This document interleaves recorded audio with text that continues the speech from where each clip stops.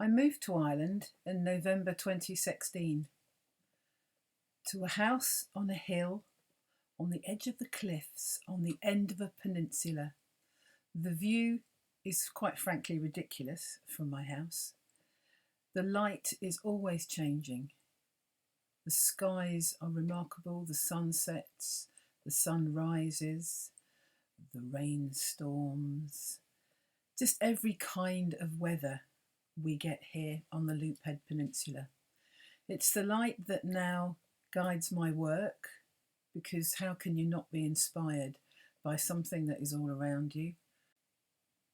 I love working in my studio with the views across to the local bays, and you can see the influence in my work. Because we're on a peninsula, we're surrounded by water and cliffs and incredible rocks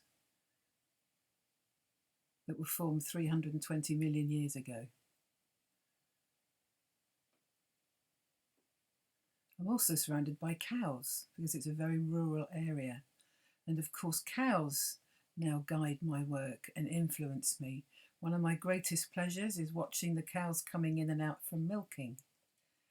So this now informs my work, whether it's glowering skies or bright sunshine. This piece was made from plastic from farms that was wrapped around all the fertiliser bags. And this is my interpretation of cows coming in from milking with plastic. My girls are a delight. I have 2 rescue lurchers. They keep me company. I'm not sure I could live this lonely lifestyle without them. They obviously live the life of Riley here.